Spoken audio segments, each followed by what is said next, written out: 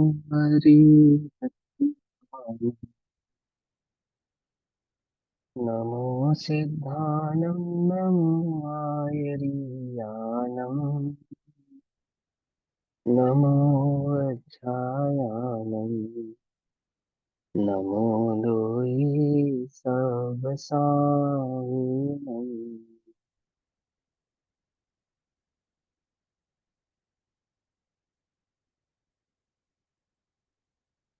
मङ्गलं भगवान् वीरो मङ्गलं गौतमो गणी मङ्गलं कुन्दकुन्दार्त्यो जैन धर्मोऽस्तु मङ्गलम् सर्वमङ्गल्यमाङ्गल्यम् कल्याणकारकम् प्रधानां सर्वधर्माणां जैनं जयतु शासनम्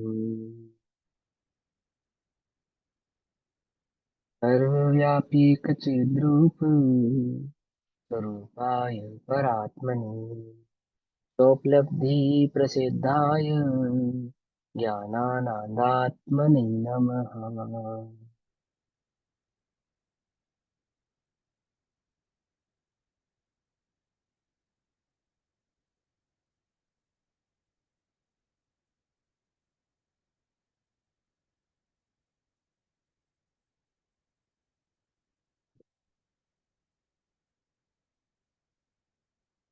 हमारे दोपहरकालीन स्वाध्याय का विषय चल रहा है श्री प्रवचन सारजी प्रमागम। श्री प्रवचन सारजी प्रमागम का स्वाध्याय हम सभी आचार्य अमरचंद्र देव द्वारा रचित तत्व प्रदीपिका तथा आचार्य जयसेन देव द्वारा रचित तात्पर्य वृत्ति टीका के आधार से कर रहे हैं। सुखाधिकार के अंतर्गत महाधिकार ज्ञान तत्व प्रज्ञापन, जिसके अंतर्गत चौथा अधिकार है सुखाधिकार शुभोपयोग अधिकार। उस शुभोपयोग अधिकार के अंतर्गत 80 नंबर की गाथा का भाव चल रहा है। गाथा पढ़ते हैं। जो जान दि अरहंतन दब्बत गुणत पज्जयते तो जान दि अप्पाणम मोह खलु जादी तस्य लयम्। सो जान दि अप्पाणम, ये क्या है? ये मध्यम दीपक है। मध्यम दीपक, मध्यम दीपक समझते हो? एक होता है उत्तर, एक होता है मध्यम, एक होता है अंत, अंतिम दीपक। जैसे नमो लोई सव्व साहुनम, तो लोई सव्व साहुनम क्या है? वो अंतिम दीपक है। जब गुरुदेव सभा में नमोकार मंत्र पढ़ते थे तो कैसे पढ़ते थे? नमो लोई सव्व अरहंताणम, नमो लोई सव्व सिद्धाणम, नमो लोई सव्व आयर्याणम, ऐसा पढ़ते थे ना गुरुदेव। ऐसे ही ये इस गाथा में जो सो जानवी अप्पाणम, ये क्या है? ये मध्यम दीपक है। दो जगह लगाओ इसे। पहली लाइन क्या बनाओ? जो जान दी अरहंतम दब्बत गुणत प्रजयते हिन तो जान दी अपाणम। बस, ये पहली लाइन हो गई। जो अरिहंत को द्रव्य गुण पर्याय से जानता है वो आत्मा को जानता है। समझ नहीं बात? अब दूसरी लाइन क्या है? जो सो जान दी अपाणम मोह खलु जादी तस्य लयम। जो आत्मा को जानता है उसका मोह नाश को अर्थात विलय को प्राप्त होता है, क्षय को प्राप्त होता है। आत्मा को जाने बिना मोह का भाव नहीं होगा, लेकिन आत्मा को कौन जानेगा? वो जो अरिहंतों को जानेगा, समझेगा, उनके स्वरूप को समझेगा, वो आत्मा को जानेगा। ठीक, ये भाव हम पीछे से समझते आ रहे हैं। उसी भाव का विस्तार यहाँ आचार्य देव ने किया है। सो हमने मूल गाथा आचार्य अमृतचंद्र देव द्वारा रचित जो कही गई वह पढ़ी। अब उसका भावार्थ पढ़ते हैं। पेज नंबर 200, 200 नंबर के पेज पर क्या कहते हैं? अरिहंत भगवान और अपना आत्मा निश्चय से समान है। द्रव्य दृष्टि की अपेक्षा से देखने पर, वस्तु स्वरूप की अपेक्षा से देखने पर, वस्तु स्वभाव की अपेक्षा से देखने पर मेरा आत्मा और अरिहंत भगवान का आत्मा कैसा है? जो निगोद में सो ही मुझ में सो ही मोक्ष मझार।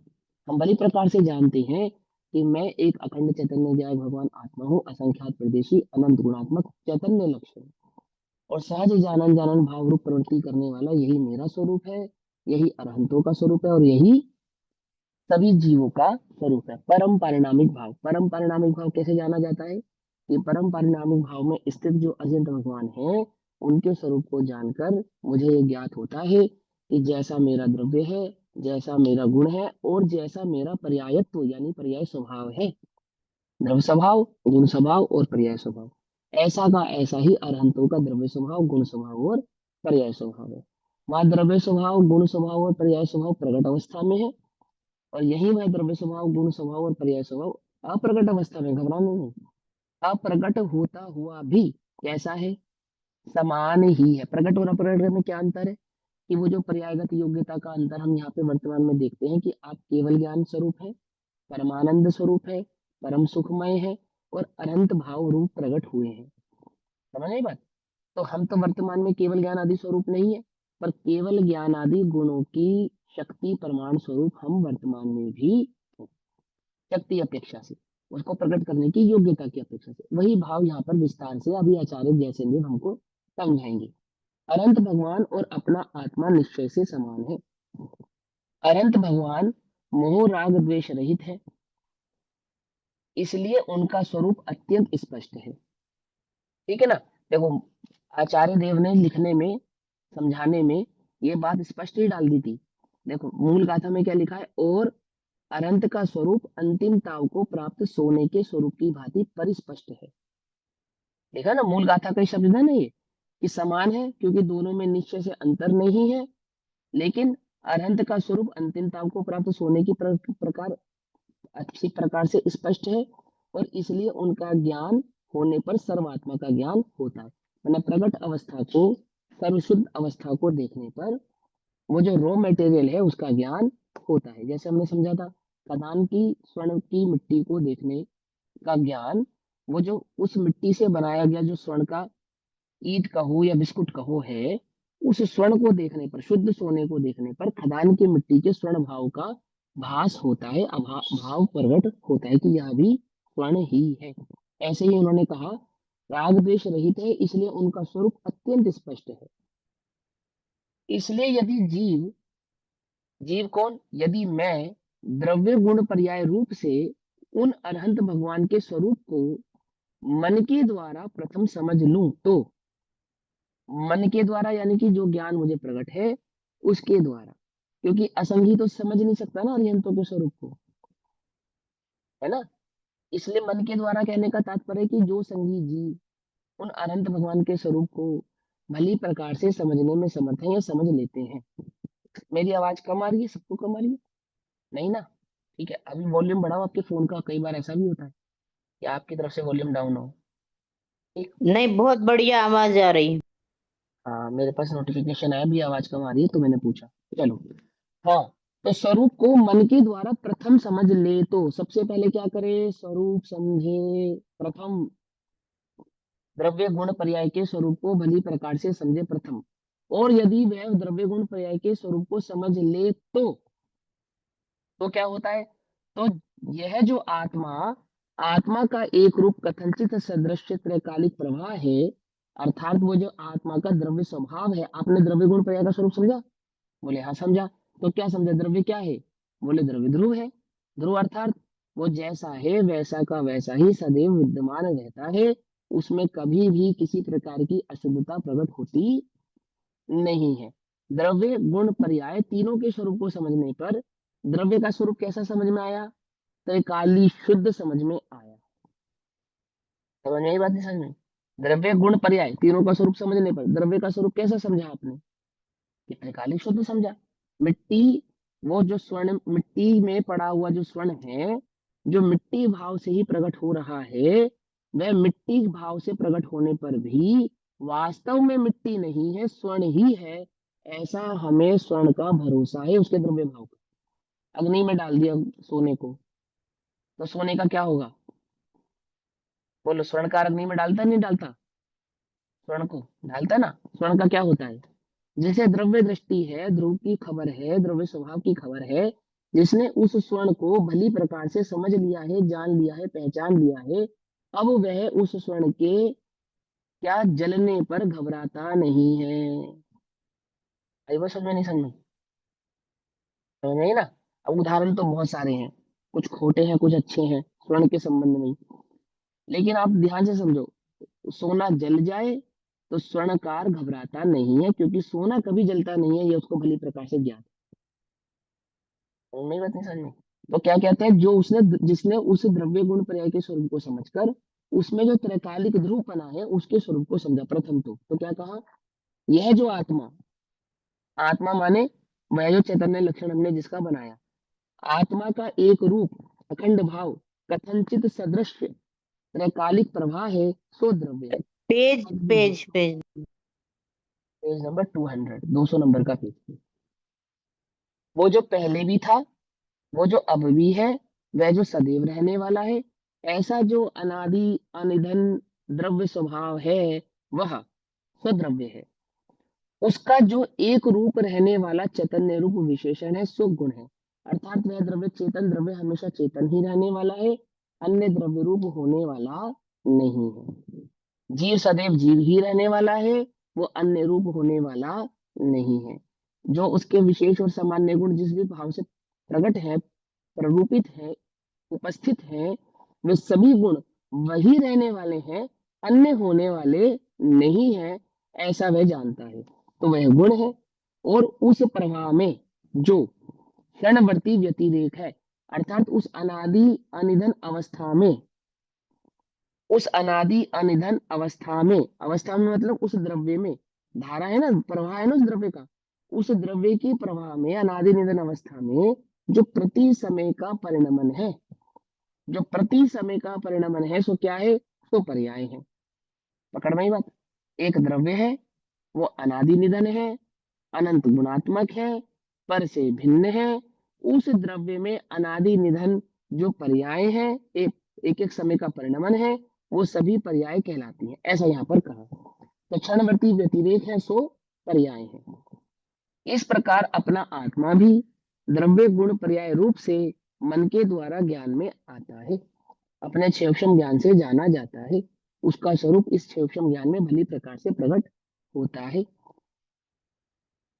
देखो, कोई प्रश्न करे कि भैया द्रव्य अरूपी है, गुण क्योंकि द्रव्य अरूपी है तो गुण भी अरूपी है, और पर्याय आप एक समय की क्षणिक कह रहे हो, तो छद्मस के ज्ञान का विषय नहीं है, तो वह मन के द्वारा कैसे जाना जाता है ना? तो बहुत सिंपल सी बात है, तर्क से, न्याय से, युक्ति से और स्वयं संवेदन से वह द्रव्य भली प्रकार से जाना समझा जाता है। ठीक है ना? ज्ञान लक्षण तो सदैव ही प्रकट है, और उस ज्ञान लक्षण जो सदैव ज्ञान लक्षण प्रकट है, उसका जो स्वरूप है, वो स्वरूप भली प्रकार से जाना जा सकता है। प्रश्न उठता है कि केवली भगवान के द्वारा बतलाया गया आत्मा ही सच्चा आत्मा है, और अन्य के द्वारा बतलाया गया आत्मा सच्चा आत्मा नहीं है, इसकी क्या गारंटी है? इसकी क्या गारंटी है कि भगवान ने जो मेरा स्वरूप बतलाया है वही सच्चा स्वरूप है, और अन्य जो इस आत्मा का स्वरूप बतलाते हैं वो सच्चा स्वरूप नहीं है? इसकी गारंटी क्या है? तो कहते हैं कि भगवान वीतरागी है, वीतरागी है। ये जो वीतरागता लक्षण है, ये इस बात का द्योतक है कि ये जो कह रहे हैं वही परम सत्य है और अन्य सत्य नहीं है। बोले क्यों? तो बोले क्योंकि जगत में जिसमें राग अथवा द्वेष की भावना हो, उसके असत्य कहने का आरोप आता है, दोष आता है, उस पर शंका की जा सकती है कि इसके वचन में असत्यता हो सकती है। परंतु यहाँ तो जो सर्वज्ञ हैं, इनके वचन में असत्यता होना संभव ही नहीं है। जो वीतरागी हैं, इनके वचन में असत्यता होना संभव ही नहीं है। देखो, वीतरागता ही एकमात्र ऐसा रीजन है, कारण है, जो उन अरहंतों के सर्वज्ञता को प्रकट होने में, मैंने उसको, उसका एक समझो, आप ये समझो, उसका वास्तविक इंडिकेशन है वो, कि बिना वीतरागता के सर्वज्ञता प्रकट हो सकती नहीं है। एकमात्र वो वीतरागता ही ऐसा लक्षण है जिससे सर्वज्ञता की भी सिद्धि होना संभव है। यदि वीतरागी ना हो तो सर्वज्ञ होना संभव नहीं है। आई बात समझ में? नहीं समझ? देखो, आपको अभी वर्तमान में ये नहीं मालूम कि आप भूतकाल में कहाँ से आए हैं और भविष्य काल में कहाँ जाएँगे। ठीक है ना? नहीं मालूम ना? फॉर एग्ज़ाम्पल ये तो हुई भूतकाल और भविष्य काल की पर्यायों की बात, मैंने गतियों की बात। अभी इसी गति की बात करते हैं। इसी गति में कोई पंडित हमारी हस्तरेखा देखकर कह दे कि हमारा 40 साल का जीवन है, तो हमारी क्या दशा होती है? और उस ये तो कहा पंडित ने, समझना ध्यान से। फिर बाय चांस हमें कोई रोग हो जाए और डॉक्टर डिक्लेयर कर दे कि हाँ भैया, जो 4-5 साल की अब तुम्हारी ज़िंदगी बची है, तब हमारी क्या दशा होती है? समझना ध्यान से। पता है ना अपने को? अपने को पता है ना, पता लग गया क्या? डॉक्टर ने कहा कि 5 साल बाद ये जीवन थोड़ा बचा। एक पंडित ने कहा 5 साल जीवन बचा है, तो शायद एक बार को अंदर में आके पंडित जी कोई उपाय बतलाओ। डॉक्टर ने कहा 5 साल जीवन बचा है, तो भैया डॉक्टर साहब कोई उपाय बतलाओ। 4-5 डॉक्टरों के पास गए, डॉक्टर ने कहा कोई उपाय नहीं। अब अपनी क्या दशा होती है? अपनी क्या अवस्था होती है? अब अपनी क्या सिचुएशन बनती है? फिर हमें ये पता लग जाए कि ये पर्याय का अभाव होने के बाद अब हमें नरक में जाना है। फिर अपनी क्या अवस्था होगी? फिर अपनी क्या मनोदशा होगी? फिर अपनी क्या स्थिति होगी? समझ में आई बात नहीं समझ में? समझ रहे आप बात को, है ना? ये तो छद्मस्त जीव को जो भूतकालीन अथवा भविष्यकालीन पर्यायों के संदर्भ में राग द्वेष उत्पन्न होता है, वस्तु स्वरूप की खबर नहीं होती, अपने अनादि निधन स्वभाव की खबर नहीं होती, तो उसकी कितनी दशा, कैसी मनोदशा बनती है, कैसी उसकी स्थिति बनती है। यदि यही जीव वीतरागी है, जिसको द्रव्य स्वभाव की दृष्टि हुई है, खबर हुई है, प्रकट हुआ है कि मैं एक अखंड चैतन्य भगवान आत्मा हूँ, अजर अमर हूँ, अविनाशी हूँ और कभी मेरा अभाव होता नहीं, मेरे गुणों में कोई फर्क नहीं आता और मेरे स्वभाव में कोई अंतर पड़ता नहीं। अब ऐसा जीव कैसा है? कि कौन सी पर्याय उसके समक्ष लाके खड़ी करे कि वो दुखी हो जाए? कौन सा भाव उसके समक्ष लाके खड़ा करे कि वो परेशान हो जाए? आज मेरा मान के चलो बहुत यश हो जाए और कोई मेरे पास्ट की कोई ऐसी घटना मेरे समक्ष लाके खड़ी करे जिससे मेरा अपयश जुड़ा हो, तो उससे मेरी जो यश के प्रति जो मेरी शांति है, जिससे मुझे आनंद आ रहा है, वो आनंद उस अपयश की बात को सुन के भंग होगा या नहीं होगा? जब भगवान महावीर स्वामी के समूचरण में भगवान महावीर स्वामी का ही कथानक कहा जा रहा हो, भगवान महावीर स्वामी के ही द्वारा, क्यों? तो कैसे बतलाएंगे कि भैया मैंने आदिनाथ भगवान की बात नहीं मानी थी, उनसे पंगा ले लिया था। और जिसके कारण मुझे 24वें नंबर के तीर्थंकर बनने तक इतने कर्म काल कर्म प्रवाह में निगोद भी जाना पड़ा, नरक भी जाना पड़ा, मैं वैश्य भी हुआ, मैं शूद्र भी हुआ और मैंने ना जाने कितने कितने खोटे कार्य करे। और अब ये तो 10-15 बस भवों की बात है बस। आदिनाथ से लेकर अब तक में ये 10-15 भव पहले सुधरा हूं मैं क्या? तो इस बात समझ में आई नहीं? भगवान महावीर के संशोधन में भगवान महावीर स्वामी अपनी एक बात कही ना, बोले ये वीतरागता जो लक्षण है, जिस व्यक्ति को कोई भाव कहने में किसी प्रकार का राग द्वेष नहीं है, वही वस्तु का स्वरूप वास्तविक बतला सकता है। दूसरा कि ये हमें अपना भक्त नहीं बनाना चाहते, ये हमें अपना गुलाम बना के नहीं रखना चाहते, अपनी पूजा कराना ही नहीं चाहते। वे तो कहते हैं कि जिस आनंद को मैंने प्रकट किया है, जिस प्रभुता को मैंने प्रकट किया है, वह प्रभुता तेरे भीतर भी यूं ही विराजमान है और तू भी इस प्रभुता को प्रकट कर सकता है। ना मैं तेरा भला कर सकता हूँ, ना मैं तेरा बुरा कर सकता हूँ। मेरी शरण में आने से कोई लाभ नहीं है। मेरे द्वारा बतलाए जो मार्ग तेरे ज्ञान में प्रकट हुआ है, अपनी शरण में जाने से ही तेरा कार्य प्रकट होने वाला है और अन्य किसी से तेरा कार्य होने वाला नहीं। समझे बात को? तो क्या कहते हैं कि जो वीतरागी हैं, जो भगवान बतला रहे हैं, उन वीतरागी भगवानों के द्वारा बतलाया गया ही आत्मा का जो स्वरूप है, वो वास्तविक स्वरूप है। तो पहला नियम यह है कि वीतरागता की शरण में जाए। पहला नियम यह है कि अरिहंतों की शरण में जाए। और उन अरिहंतों का जो वास्तविक लक्षण है वो कौन सा है? वो सर्वज्ञता और वीतरागता। ये तो उपदेशता नहीं, क्योंकि फिर मुंह को केवलियों का क्या होगा? क्या समझे? वे अरिहंत है या नहीं है? है ना? अरिहंत है या नहीं है? हितोपदेशता को तो हम अपने फायदे के कारण काउंट करते हैं, क्योंकि हितोपदेशता में वो वस्तु का स्वरूप आया है। लेकिन अरहंतों के स्वरूप की बात कहने पर यहाँ पे सिर्फ तीर्थंकरों की बात नहीं है, यहाँ सभी अरिहंतों की बात है। तो क्या सभी अरिहंतों के हितोपदेश होता है? नहीं होता ना। सभी अरिहंतों के सर्वज्ञता और वीतरागता होती है। तो उनका जो वास्तविक लक्षण है वो कौन सा है? ज्ञान, दर्शन, सुख और वीर्य, वो वास्तविक लक्षण है। पकड़ में आई बात? वहां उस वास्तविक लक्षण को जानकर हमने क्या समझा? अपना आत्मा भी द्रव्य गुण पर्याय रूप से मन के द्वारा ज्ञान में आता है। कैसे आता है? वो स्वरूप से आता है, जो हमने अनंतों के द्वारा मार्ग को समझा है, वस्तु स्वरूप को समझा है, इस चैतन्य को समझा है। ये कैसा है?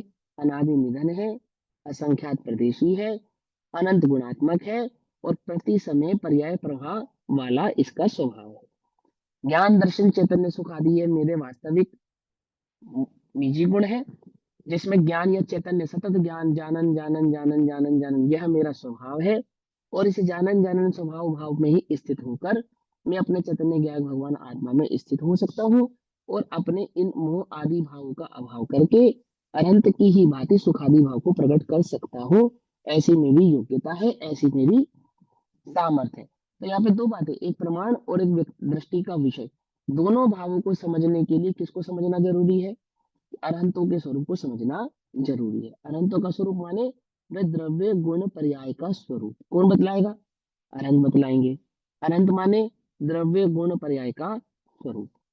पकड़ में आई बात? क्या कहते हैं? इस प्रकार अपना आत्मा भी, अर्थात मैं आत्मा भी द्रव्य गुण पर्याय रूप से मन के द्वारा ज्ञान में आता है, अर्थात ज्ञान के अपने द्वारा जाना जाता है। इस प्रकार त्रैकालिक निज आत्मा को मन के द्वारा ज्ञान में लेकर, मन के द्वारा ज्ञान में लेकर अर्थात मति श्रुति ज्ञान से जानकर, प्रकट जो ज्ञान है इस मति श्रुति ज्ञान से जानकर, जैसे मोतियों को और सफेदी को हार में ही अंतर्गत करके मात्र हार ही जाना जाता है, जैसे गुणों को और पर्यायों को द्रव्य में ही अंतर्गर्भित करके मात्र द्रव्य को ही जाना जाता है। पकड़ में ही बात? हार को कैसे जाना जाता है? उसकी सफेदी और उसके मोती, सफेदी और मोती को हार में अंतर्गर्भित कर दिया जाता है और हार मात्र को ही जाना जाता है। ऐसे ही द्रव्य गुण पर्याय के स्वरूप को जानकर क्या करना? कि पर्यायों को और द्रव्यों को गौण करना, अभाव नहीं करना। जिनको हमें गौण करना है अथवा जिनको हमें दृष्टि में नहीं लेना है, उनको जानने से क्या लाभ? द्रव्य गुण पर्याय में गुण और पर्यायों को आप अंतर्निहित कर रहे हैं, गौण कर रहे हैं अथवा दृष्टि में नहीं ले रहे हैं, तो इनको जानने से क्या लाभ? कि जब तक द्रव्य गुण पर्याय का पूरा स्वरूप समझा नहीं जाता, तब तक द्रव्य दृष्टि हो सकती नहीं है, क्योंकि वह द्रव्य कौन है, क्या है, कैसा है और क्या उसका स्वरूप है, ये गुण और पर्यायों के भेद से ही जाना जा सकता है। पकड़ा मेरी बात? इसलिए वहां उस द्रव्य के द्रव्य गुण पर्यायात्मक भाव को भली प्रकार से समझकर फिर क्या है, गुण और पर्यायों को गौण कर दे। तो क्या रह गया वहां पर? वहां पे द्रव्य भाव मात्र रह जाता है। तो मन के द्वारा वह द्रव्य आदि कैसे जाना जाता है, ये हमने आगे पीछे की गाथाओं में भली प्रकार से समझा है। आगे और विशेष भाव से समझेंगे तो वहां पे उस भाव को कुछ हम जानते भी हैं। कैसे जाना जाता है? चैतन्य को, ज्ञायक भाव को, सतत ज्ञान धारा प्रवाह को। तो कहते हैं इस प्रकार त्रैकालिक निज आत्मा को मन के द्वारा ज्ञान में लेकर, कैसे ज्ञान में लेकर? जैसे मोतियों को और सफेदी को हार में ही अंतर्गत करके मात्र हार ही जाना जाता है, उसी प्रकार समस्त द्रव्य गुण पर्यायों के स्वरूप को समझकर आत्म पर्यायों को और चैतन्य गुण को आत्मा में ही अंतर्गर्भित कर कर केवल आत्मा को जानने पर परिणामी परिणाम परिणति के भेद का विकल्प नष्ट हो जाता है। जिसको ऊपर कर्ता कर्म का भेद विनष्ट हो जाता है कहा था, वही भाव यहाँ पे कहा है। देखो, आपको याद होगा चैतन्य चर्चा में बाबूजी कहते हैं कि ये जो ज्ञान की पर्याय है, ये क्या करती है? ये अपने को द्रव्य स्वीकारती है। याद है? शब्द याद है? ये जो ज्ञान की पर्याय है, ये क्या करती है? ये अपने को क्या स्वीकारती है? द्रव्य स्वीकारती है। शब्द याद है? याद है? यही बात जो आचार्य देव ने कही है, वही बात वहां बाबूजी विधि में समझाते हैं। प्रयोग की विधि में देखो क्या कहा। आपने द्रव्य गुण और पर्याय का स्वरूप समझा? बोले हाँ समझा। अब बोलो द्रव्य कौन है? बोले चैतन्य है, चेतन है, आत्मा है। है ना? ज्ञाता है, ज्ञायक है। तो वो ज्ञायक जो द्रव्य है वो कैसा है कि दर्शन ज्ञान गुण वाला है, और जानन जानन उसकी पर्याय है। तो ये जो जानन जानन सतत जानन जानन पर्याय है, ये क्या है? ये द्रव्य है, गुण है, या पर्याय है? बोले द्रव्य गुण पर्याय के स्वरूप को जानने वाला जब गुण और पर्याय को गौण करता है, अंतर्मग्न करता है द्रव्य में, तो ये जो सहज जानन जानन पर्याय है, ये क्या हो जाती है? यही द्रव्य हो जाती है, अथवा इसमें कर्ता कर्म और क्रिया का विलय हो जाता है, एक ही हो जाता है, एकाकार ही हो जाता है। यानी कि जो भेद षटकारक थे, कर्ता कर्म और क्रिया के जो भेद थे, द्रव्य गुण और पर्याय के जो भेद थे, वो सारे के सारे कैसे हो जाते हैं? वो अभेद षटकारक रूप हो जाते हैं, अर्थात कर्ता कर्म और क्रिया एक हो जाते हैं। जहाँ कर्ता कर्म और क्रिया एक हो जाते हो, तो उस अवस्था का नाम क्या है? उस अवस्था का नाम स्वानुभूति अवस्था है, स्वानुभव की अवस्था है। पकड़ में बात?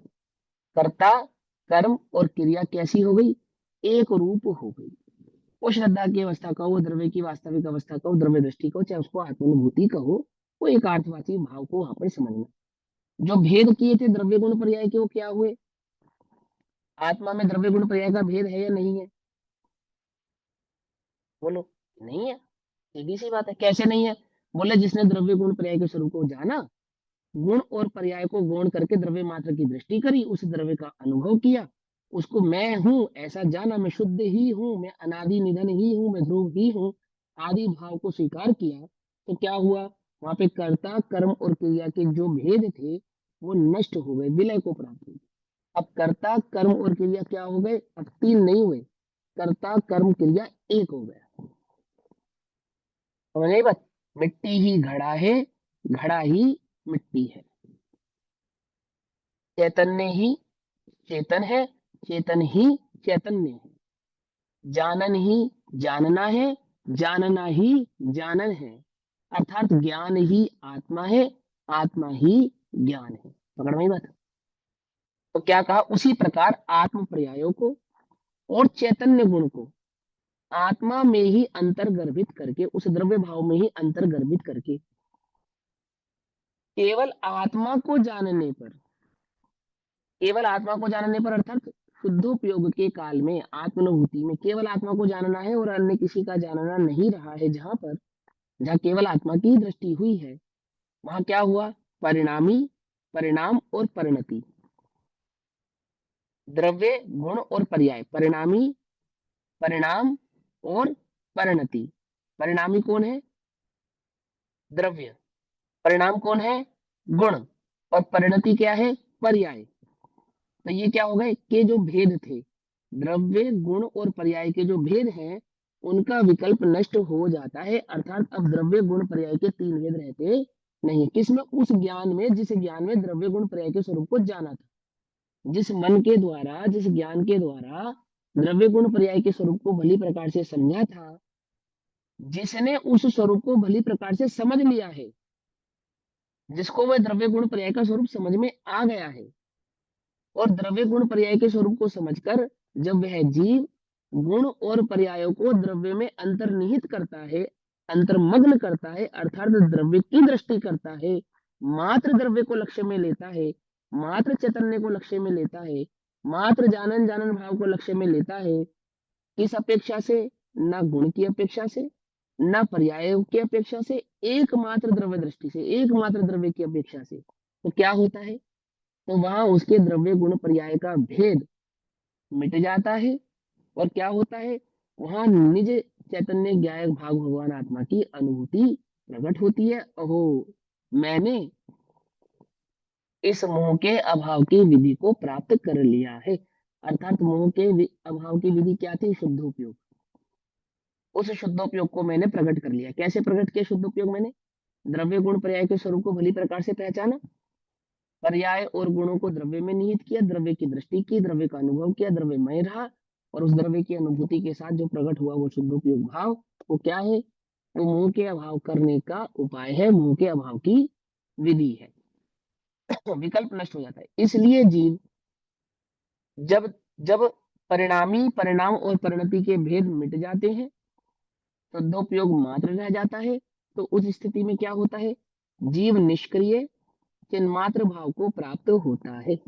अर्थात एक शुद्धोपयोग को प्राप्त होता है, एक द्रव्य दृष्टि भाव रूप को प्रकट प्राप्त होता है। चैतन्य चैतन्य चैतन्य चैतन्य ऐसे भाव को प्राप्त होता है। प्रकट नहीं बात? और उससे दर्शन मोह निराश्रय होता हुआ नष्ट हो जाता है, अर्थात मिथ्यात्व का अभाव हो जाता है। दर्शन मोह की बात है अभी यहाँ पर, दर्शन मोह को अभाव करने की बात बता रहे हैं। यदि ऐसा है तो मैंने मोह की सेना पर विजय प्राप्त करने का उपाय प्राप्त कर लिया है, ऐसा यहाँ पर कहा है। आई बात समझ में? बहुत सिंपल सी बात है, कोई डिफिकल्ट लगा आपको इसके अंदर? सिंपल बात बता रहे हैं। मोह को अभाव करने का क्या उपाय है? एक शब्द में कहें तो आत्मानुभूति। और वो कहे, वो आत्मानुभूति किसे कहते हैं, कैसे प्रकट होती है, क्या विधि बतलाई? कि मैं एक शुद्ध बुद्ध ज्ञायक निरंजन भाव हूँ, ये जो आप कहते हो ना, जो आप इसकी आराधना करते हो कि मैं शुद्ध हूँ, मैं प्रभु हूँ, मैं चैतन्य हूँ, ये क्या है? यही बात यहाँ भी ये विधि है। बोले तुमने द्रव्य गुण और पर्याय के स्वरूप को भली प्रकार से समझा या नहीं समझा? पहली बात, कुछ को यह अतिरेक है कि द्रव्य गुण पर्याय ज्यादा समझने की आवश्यकता नहीं है, बस मैं चैतन्य हूँ इसकी दृष्टि करो, मैं चैतन्य हूँ बस ये जानो, मैं ज्ञाता दृष्टा हूँ बस ये जानो। समझना ध्यान से बात को, बहुत ध्यान से समझना, है ना? तो मात्र ज्ञाता दृष्टा कहने से आत्मा समझ में नहीं आता, मात्र चैतन्य कहने से आत्मा ज्ञान का विषय नहीं बनेगा। वह मन के द्वारा वह आत्मा कभी जाना नहीं जा सकता। कब नहीं जाना जा सकता? यदि तुम मात्र मैं तो ज्ञाता दृष्टा हूँ, मैं तो ज्ञाता दृष्टा हूँ, इसी भाव में लगे रहो तो नहीं जाना जा सकता। तो बोले फिर कैसे जाना जाता है?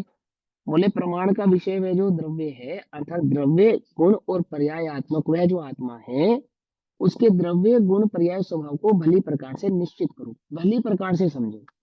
कैसे तो मैं द्रव्य हूँ, कैसे तो मेरे गुण हैं, क्या तो मेरा पर्याय स्वभाव है। समझना ध्यान से। अर्थात द्रव्य गुण पर्याय तीनों भाव को भली प्रकार से निश्चित करने के बाद फिर क्या करो?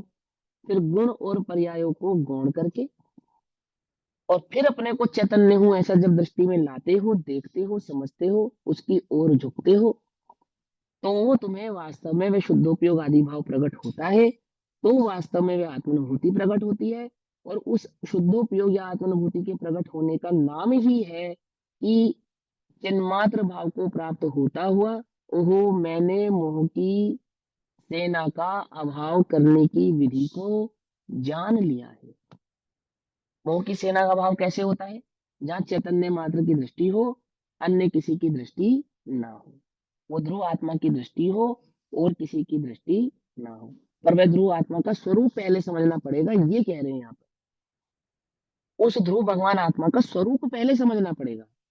स्वरूप समझे बिना, ते स्वरूप समझे बिना काम्या दुख अनंत। समझ में आई बात? नहीं समझ में आई? स्वरूप समझे बिना क्या नहीं प्राप्त होता? आत्मा प्राप्त होता नहीं है। 80 नंबर की गाथा का विश्लेषण है पंचस्तिकाय में, 8, 9, 10, 11, 12, इन 5 गाथाओं में वहां स्पष्ट कहा कि जो आत्मा को मात्र चैतन्य जानता है, ऐसा वो सांख्य मति है।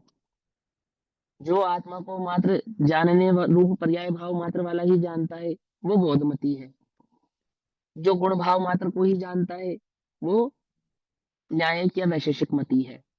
लेकिन जो द्रव्य गुण पर्याय के स्वरूप को भली प्रकार से जानता और समझता है, सही प्रकार से जानता और समझता है, वही आत्मा के वास्तविक स्वरूप को जानता है। क्या कहते हैं? जिसने स्वरूप जान लिया, उसने मोह की सेना के अभाव करने के उपाय को जान लिया।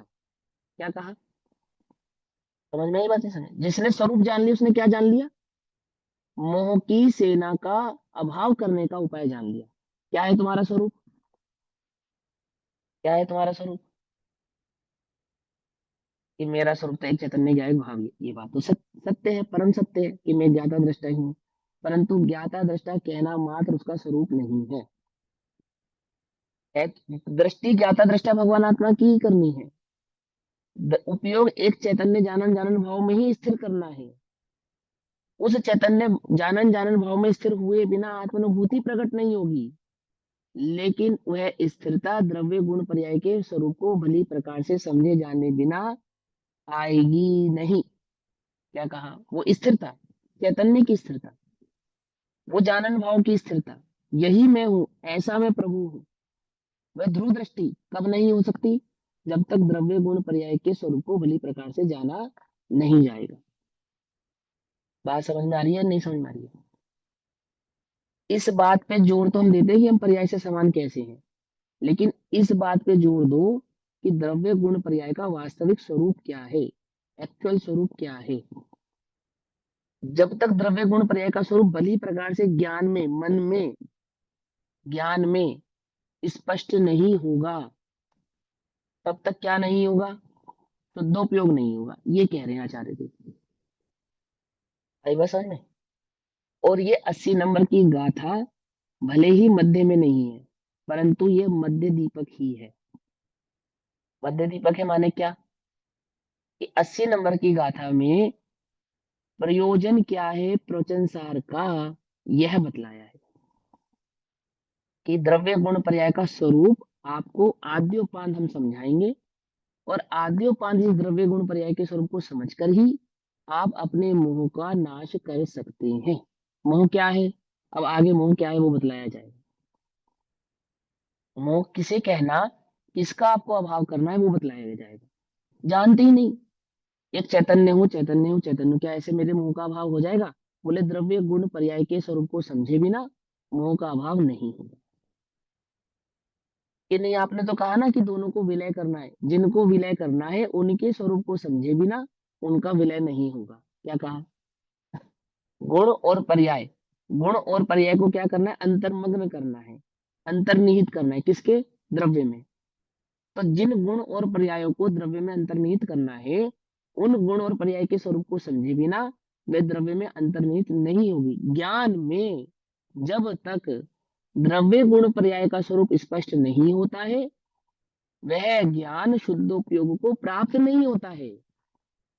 ओहो, मैंने जान लिया। क्या जान लिया? कि मेरा पुरुषार्थ तो एकमात्र क्या करना है? तत्व निर्णय है।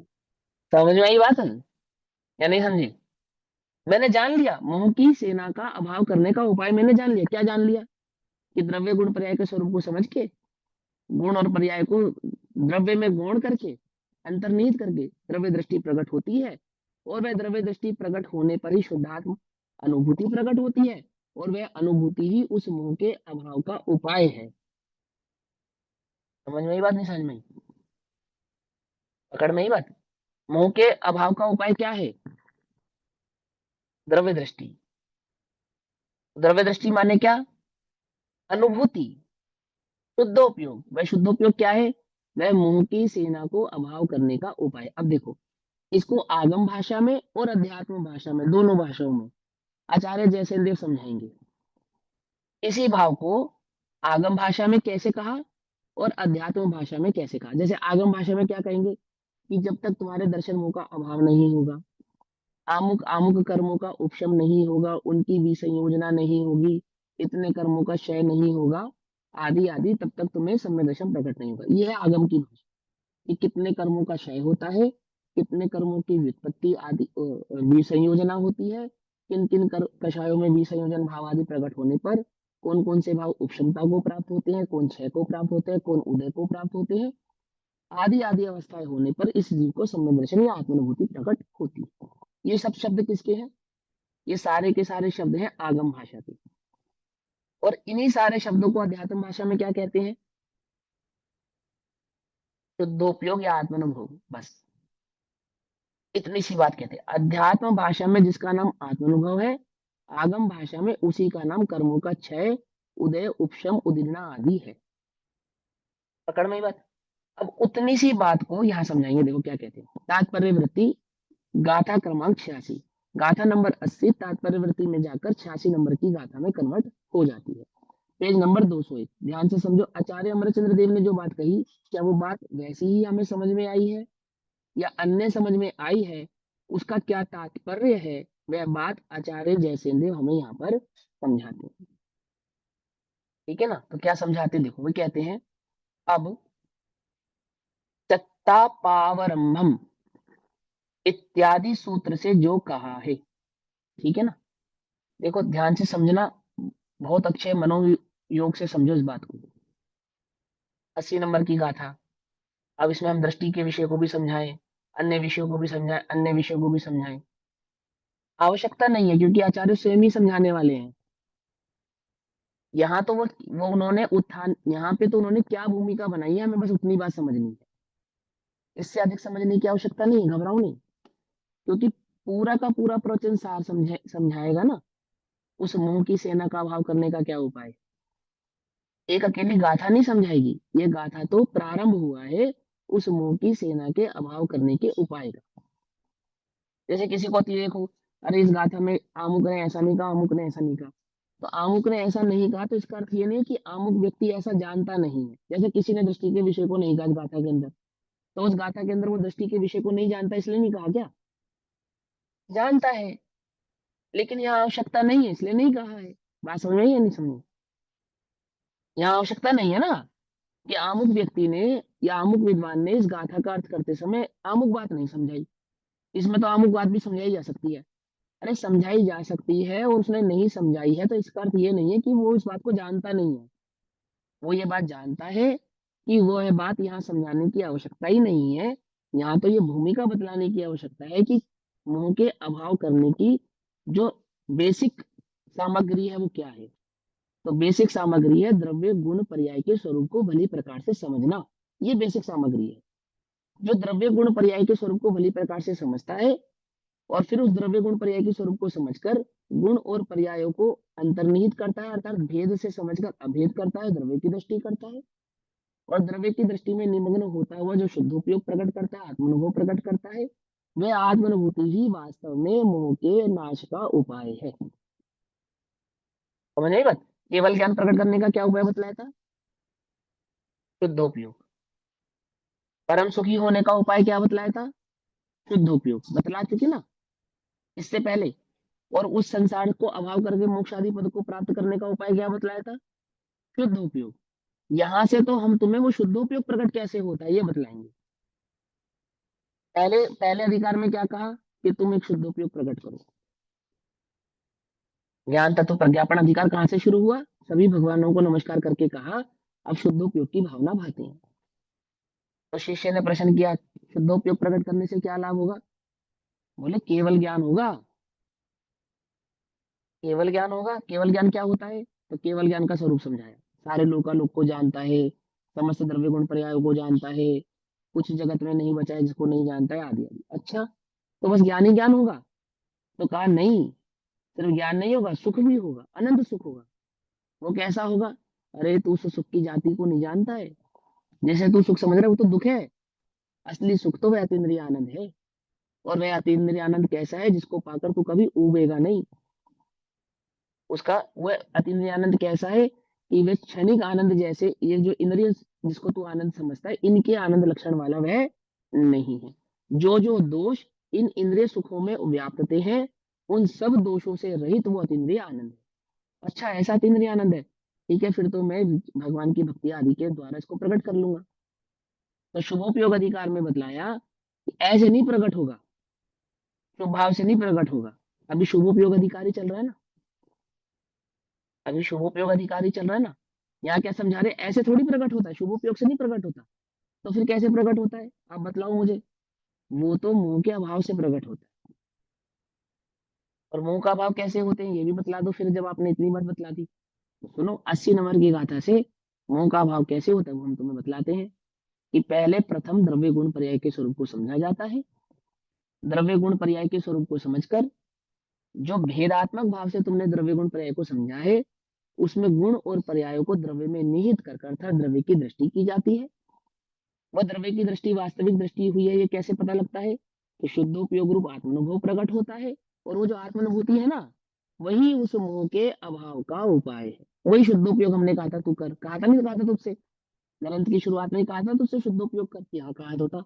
ये उपाय वो शुद्धोपयोग प्रकट करने का ये तरीका है। द्रव्य दृष्टि करे, तो उसको शुद्ध उपयोग प्रकट होता है, आत्मानुभूति प्रकट होती है। अच्छा ऐसा है, तो फिर मैंने मोह की सेना का अभाव करने का उपाय जान लिया है। अर्थात मैंने केवल ज्ञान प्रकट करने का उपाय जान लिया है। अर्थात मैंने सुखाधिकार में जो आपने अतीन्द्रिय आनंद बताया था ना, वो अतीन्द्रिय आनंद प्रकट करने का उपाय जान लिया, मैंने जान लिया। पकड़ में आई बात, नहीं पकड़ में? अब ये जो उपाय हमने जाना है या नहीं जाना है, ये तो हम जानते हैं, है ना? तो वो जो उपाय है उसका विस्तार विस्तार आगे करेंगे। क्या है वो उपाय, क्या है वो मोह, क्या है वो सेना जिसको तुझे जीतना है? और वो द्रव्य गुण पर्याय का स्वरूप कैसे समझा जाता है? हमने समझ लिया ना, एक आत्मा है, चेतन उसका गुण है, और प्रति समय एक एक समय की उसकी पर्याय है। वो एक एक समय की पर्याय की दृष्टि मुझे नहीं करनी है, और गुणों को और पर्यायों को मुझे आत्मा में गुण कर देना है, और बस चैतन्य की दृष्टि करनी है, मैं भगवान आत्मा हूँ, ऐसा मुझे करना। जान तो लिया मैंने, और क्या जानना है? इससे अधिक क्या जानना है? जानना है या नहीं जानना है? बोलो। वो कह रहे हैं कि अभी तूने द्रव्य गुण पर्याय के स्वरूप को जाना नहीं है। क्या समझे? तो समझे या नहीं समझे? नहीं जाना है। तो ये मैं नहीं कह रहा हूँ, ये आगे आने वाली गाथाओं में विस्तार से आपको समझ में आएगा। क्या जैसा द्रव्य गुण पर्याय का स्वरूप मैंने समझा है, क्या वास्तव में द्रव्य गुण पर्याय का स्वरूप वैसा ही है, या द्रव्य गुण पर्याय का स्वरूप आचार्य देव मुझसे कुछ और कहना चाहते हैं? पकड़ में आई या नहीं पकड़ में आई बात? समझे? देखो, आचार्य अमरचंद्र देव और आचार्य कुंद देव का हमसे कहने का तात्पर्य क्या है, क्या कहना चाहते हैं? तो तात्पर्य वृत्ति टीका में कहते हैं कि अब सत्ता पावरंभम इत्यादि सूत्र से जो कहा है कि, क्या कहा है? शुद्धोपयोग के अभाव में, ध्यान से सुनना, सभी लोग इस बात को नोटिस करना। आचार्य अमृतचंद्र देव हमसे क्या कह रहे हैं? जो जानादि अनंतम आदि गाथा कहकर आचार्य कुंद हमसे क्या कह रहे हैं? वो हमको क्या समझाना चाह रहे हैं? कि जो अभी पीछे गाथाएं कही थी ना, उन गाथाओं के आधार से कि शुद्धोपयोग के अभाव में, जब तक तुम्हें शुद्धोपयोग प्रकट नहीं होगा, तब तक क्या नहीं होगा? तब तक मोह आदि का नाश नहीं होता है। ठीक, फिर कहते हैं, और मोह आदि के विनाश के बिना क्या नहीं होता? शुद्धात्मा का लाभ नहीं होता है। तो उसके लिए अब हम तुम्हें उपाय बतलाते हैं कि वो शुद्धोपयोग प्रकट कैसे होता है। क्या कहा? पकड़ में आई बात, नहीं पकड़ में आई? शुद्धोपयोग के बिना क्या नहीं होता? आत्मा का लाभ नहीं होता। और आत्मा का लाभ नहीं होता, मुआदि का नाश नहीं होता, मुआदि का नाश नहीं होता तो आत्मा का लाभ नहीं होता। तो अब हम तुम्हें ये उपाय बतलाएंगे। क्या उपाय बतलाएंगे? कि आत्म अनुभव कैसे प्रकट किया जाता है। सुनो ध्यान से, ये गाथा क्या कह रही है तुमसे। आत्म अनुभव कैसे प्रकट किया जाता है, कैसे किया जाता है? तो कैसे किया जाता है, तो यहाँ समझाते हैं कि कैसे किया जाता है। जो जानदी अरहंतम, हाँ, आपको कुछ कहना था? हाँ, मैं ये पूछी थी, अभी आपने ये बोला ना कि जैसा हमने द्रव्य गुण पर्याय का स्वरूप समझा है और जैसा आचार्य देव हमसे कहना चाहते हैं, तो उसमें क्या अंतर लिया है? मतलब किस वो भाव भाषण का मतलब मैंने हमने ये नहीं जैसा कहा, आचार्य देव ने कहा है। मैं ये नहीं कह रहा आपने जैसा समझा वो गलत समझा है। मैं ये कह रहा हूँ, जैसा हमने समझा है और जैसा आचार्य देव हमें समझाना चाहते हैं, क्या वैसा ही है?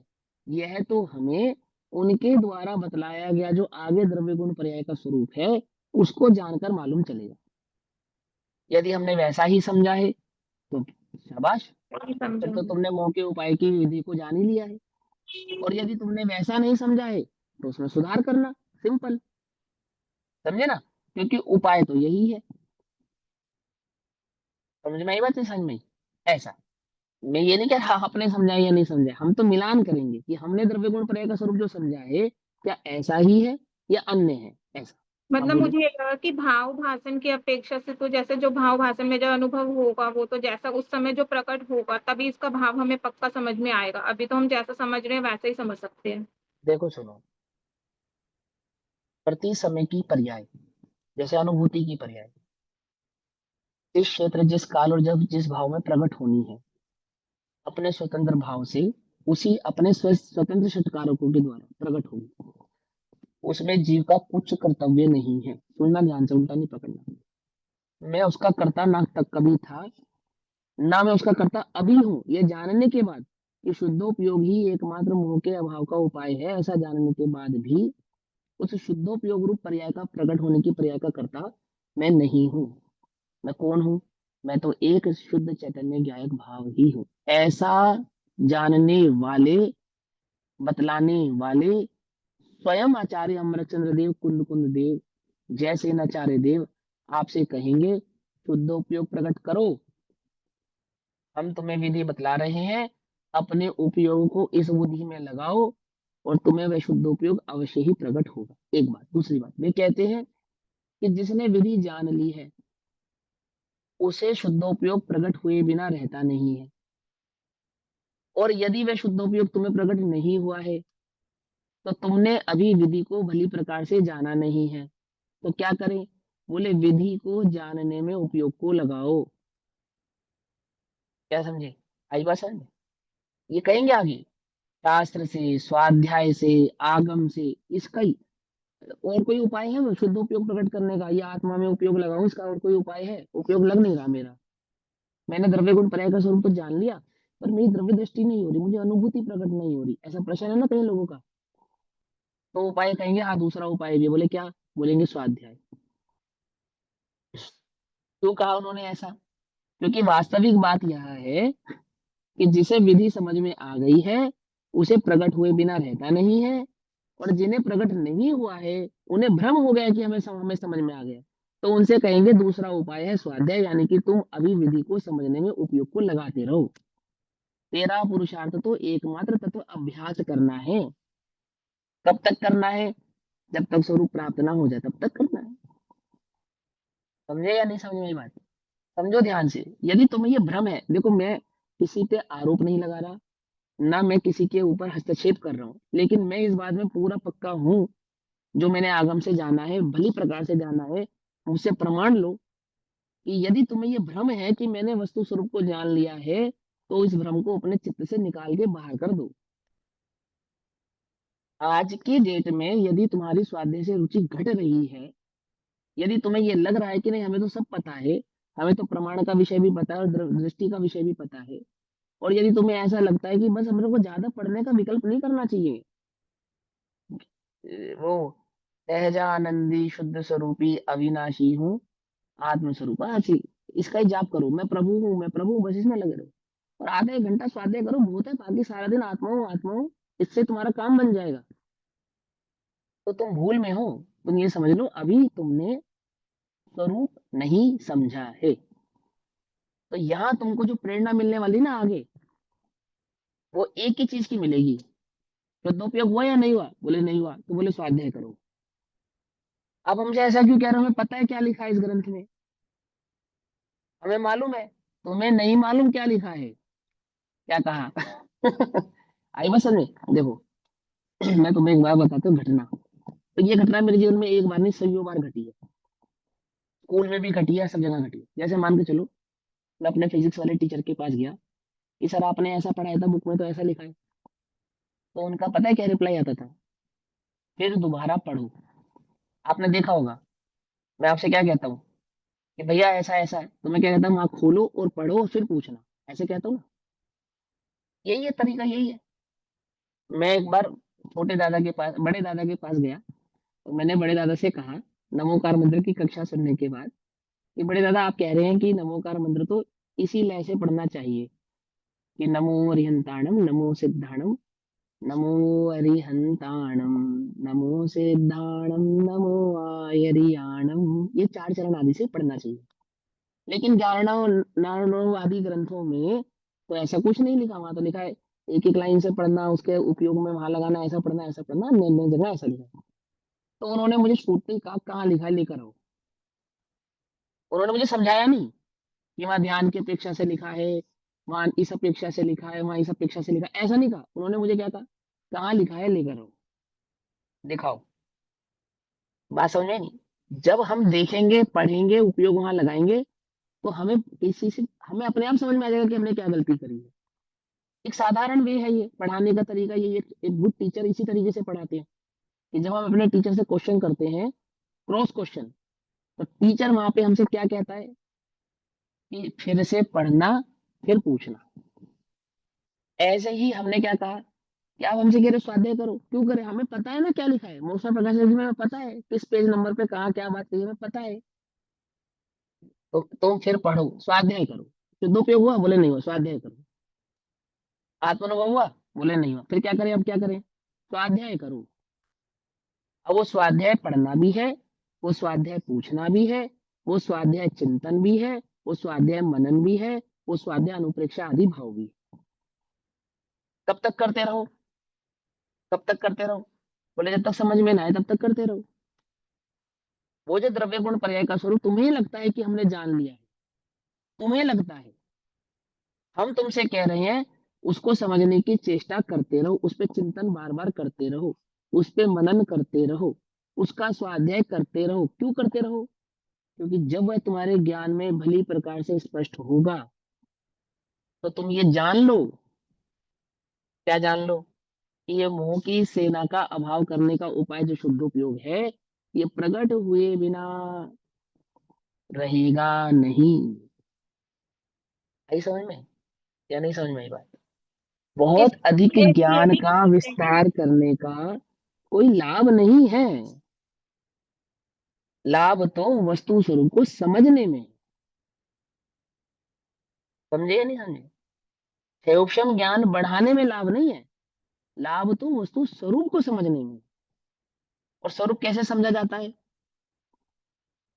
बोले केवलियों के द्वारा कहा गया जो द्रव्य गुण पर्याय का स्वरूप, अर्थात वो स्वाध्याय आदि वर्तमान में, उससे जोड़ेंगे इसको, उसके द्वारा ही समझा जा सकता है। वही इसी चक्षु से वस्तु को देखो, किस चक्षु से देखो, आगम चक्षु से वस्तु को देखो। हमें आत्मा दिखाई नहीं देता, हमें आत्मा समझ में नहीं आता, हमें आत्मा अनुभूति में नहीं आता, वो आत्मा कैसा है, वो सम्यक दर्शन कब होगा, आचार्य कहेंगे आगम चक्षु से देखो, आगम चक्षु से देखो। अब आगम चक्षु से देखने के लिए आगम समझना पड़ेगा। अब हम आगम नहीं, हाँ, आगम के लिए हम क्या समझ रहे हैं, वो षटखंड आगम की बात हो रही है।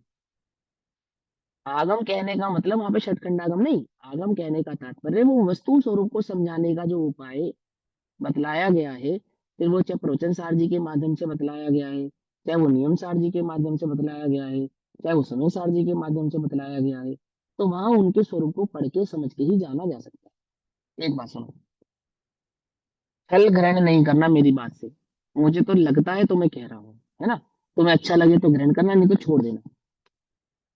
हमने समय सार बहुत अच्छे से पढ़ा, एक बार नहीं 10 बार पढ़ लिया। अब हमें लगता है बस समय सार पढ़ते रहेंगे हमारा काम हो जाएगा, काम 10 बार पढ़ने से काम हुआ तुम्हारा? तो आचार्य अमरचंद्र देव, आचार्य कुनकुन देव तुमसे प्रवचन सार में भी कुछ कह रहे हैं, वे तुमसे पंचाशती काय में भी कुछ कह रहे हैं। क्या कहा, वे तुमसे अष्टपाहुड़ में भी कुछ कह रहे हैं, वे तुमसे पुरुषार्थ सिद्धि उपाय में भी कुछ कहना चाहते हैं। वही आचार्य कहना चाहते हैं, अन्य आचार्य नहीं। वही आचार्य जिन्होंने कलिकाल में इस मुक्ति के मार्ग को प्रकट किया है, वही आचार्य जो एकमात्र द्रव्य दृष्टि करने की तुम्हें राह दिखाते हैं, मार्ग बतलाते हैं, वही आचार्य तुमसे अन्य आगमों में कुछ कहना चाहते हैं। क्या कहना चाहते हैं, हो सकता है कि तुमने उस आगम में वस्तु स्वरूप को समझने में कुछ त्रुटि की हो। फॉर एग्जाम्पल समय सार जी में कोई त्रुटि की हो, तुम प्रवचन सार नियम सार आदि के माध्यम से समझो, उपेक्षा मत करो। यदि तुमने वो भली प्रकार से समझ लिया है तो अब अन्य समझो, अन्य भाव से समझो, अन्य तरीके से समझो। इतनी अपेक्षा क्यों बतलाई आपने, इतनी अपेक्षाओं से क्यों समझा रहे हो आप हमें, कभी प्रमाण से, कभी नय से, कभी निक्षेप से, कभी दृष्टि के विषय से, कभी भेद से, कभी अभेद से, कभी द्रव्य की मुख्यता से, कभी गुण की मुख्यता से, कभी पर्याय की मुख्यता से। अब बार बार बदलते क्यों हो? अपेक्षा बदलते क्यों हो, क्यों बदलते हैं? हम तुम्हें वस्तु स्वरूप समझाना चाहते हैं, क्योंकि वस्तु स्वरूप समझे बिना तो तुम्हारा कार्य होगा नहीं। और यदि तुम्हें ये भ्रम है कि वस्तु स्वरूप तो समझ लिया है, बस कार्य होना बाकी है, कब होगा वो तो भगवान के ज्ञान में झलका है, वो तो हो जाएगा, हमने वस्तु स्वरूप तो समझ लिया है। यहाँ कहते हैं शब्दों में आया है वस्तु स्वरूप। अनुभूति वह उपाय है, मोह की सेना का अभाव करने का उपाय वह अनुभूति है, जो द्रव्य गुण पर्याय के स्वरूप को समझने से प्रकट होती है। और यदि वो प्रकट नहीं हुई है तो स्वरूप तुमने समझा नहीं है, ये समझ लो। तो क्या करूं? स्वाध्याय करो। और वहां स्वाध्याय में जब ये बात कही स्वरूप समझने की, अभी प्रवचन सारणी में कहेंगे, तो वहां किसी एक आगम का, किसी एक पक्ष का नाम नहीं लिया, किसी एक चीज का नाम नहीं लिया। अध्यात्म ग्रंथ को पढ़ो, अथवा श्रुत स्कंद में आमुक स्कंद के ग्रंथों को ही पढ़ो, या आमुक बात को ही पढ़ो। ये आगम, एक ही शब्द का आगम। आगम माने क्या? कि जो जितना तुम्हारे पास उपलब्ध है, उस उपलब्ध को समझने में तुम्हारी जितनी बुद्धि है, उस बुद्धि को जितना समझने में लगा सको, करणानुयोग समझने में लगा सको उसमें भी लगाओ।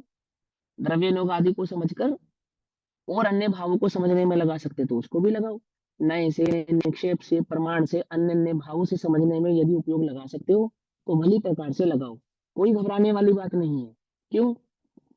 अब तुम खुद सोचो, तुम्हें समय सार की भावना समझ में आ गई ना, भली प्रकार से समझ में आ गई ना, अच्छे से समझ में आ गई ना। अब है कोई जगत में जो तुम्हारे अंतर की धारा को बदल सके? नहीं है ना।